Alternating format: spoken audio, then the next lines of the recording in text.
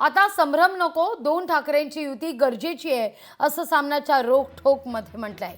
ठाकरे बंधूंच्या युतीवर सामनाच्या रोखठोकमधून भाष्य करण्यात आलंय।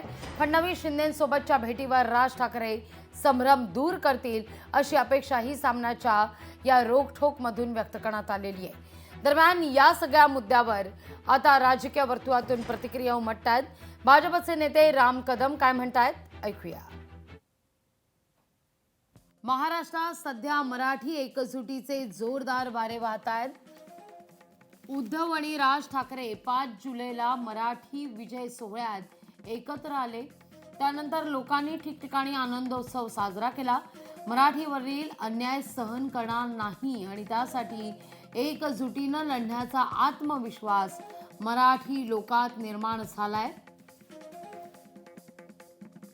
दोन ठाकरे एकत्र आल्यामुळे हा आत्मविश्वास निर्माण झाला हे खरं, पण त्यामुळे महाराष्ट्राचे आणि मराठी माणसाचे सर्व प्रश्न लगेचच मार्गी लागले असं होत नाही।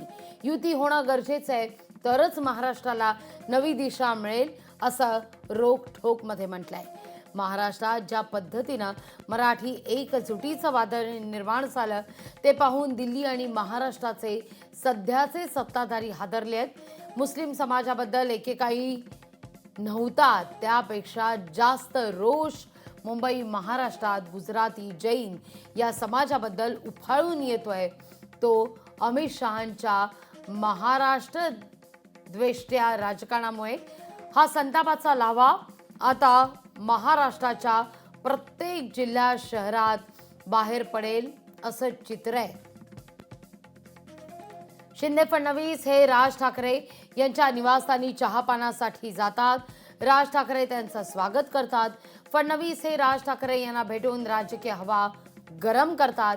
एक दिवस स्वतः राज ठाकरेच समोर येऊन या सगळ्यावर बोलतील, संभ्रम दूर करतील हे नक्की। उबाटाच्या नेत्यांचं मानसिक संतुलन बिघडलंय की काय? आजच्या सामन्यामध्ये म्हटलंय की आम्ही मुंबईला रखेल बनवू पाहतोय। काय अर्थ होतो याचा? मुंबई हे नाव आमच्या मुंबा देवी ह्या देवीच्या नावावरून मुंबईला मुंबई म्हणतो आपण। त्या मुंबईला तुम्ही रखेल म्हणाल? काय कमी केलं मुंबईनं तुम्हाला? सर्व काही दिलं, नाव, प्रसिद्धी, पैसा। आज तुम्ही मानसिक दृष्ट्या उद्ध्वस्त झालाय म्हणून तिला तुम्ही रखेल म्हणाल? हा केवळ मुंबादेवीचा नाही, तर मुंबई शहराचा, मराठी माणसाचा, इथे राहणाऱ्या प्रत्येकाचा हा अवमान आहे। म्हणून उबाटाच्या नेत्यांनी मुंबादेवीची तर माफी मागितलीच पाहिजे, पण मुंबादेवीची माफी मागत असताना समस्त मराठी माणसाची आणि मुंबई शहराची माफी मागावी लागेल। याआधी बोंबलत होतात मुंबई महाराष्ट्रापासून तोडणार। आता जेव्हा सगळ्यांना कळलं की हा खोटा भ्रम पसरवत होतात म्हणून आता हे नवीन काढलं। या विधानावरून स्पष्ट होतं की उबाटाच्या नेत्यांना चांगल्या मानसिक डॉक्टरची गरज आहे। लोकशाही मराठी ऐका, पहा, जागरूक रहा।